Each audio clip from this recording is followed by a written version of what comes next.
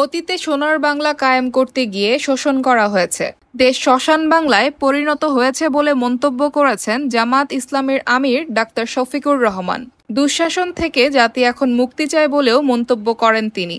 শনিবার শহরের আদর্শ সামাদ সরকারি উচ্চ বিদ্যালয় মাঠে লক্ষ্মীপুর জেলা জামায়াতের আয়োজনে জনসভায় প্রধান অতিথির বক্তব্যে তিনি এসব কথা বলেন।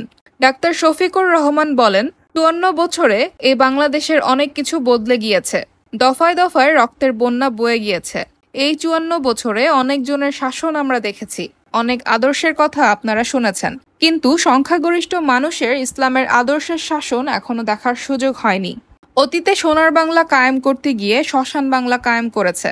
কোরআনই একমাত্র সোনার বাংলা কায়েমের গ্যারান্টি দিতে পারে, আর কেউই দিতে পারবে না। বাংলার জমিনে তার পরীক্ষা নিরীক্ষা শেষ, এখন হবে ইনশাল্লাহ কোরআনের বাংলাদেশ। তিনি আরও বলেন, দুর্নীতি দুঃশাসন করে কেউ টিকে থাকতে পারে না। অতীতে সোনার বাংলা কায়েম করতে গিয়ে শোষণ করা হয়েছে। এমন রাজনীতি করা যাবে না যাতে ফ্যাসিবাদের মতো দেশ ছেড়ে পালাতে হয়। দুঃশাসন থেকে যাতে মুক্তি চায়।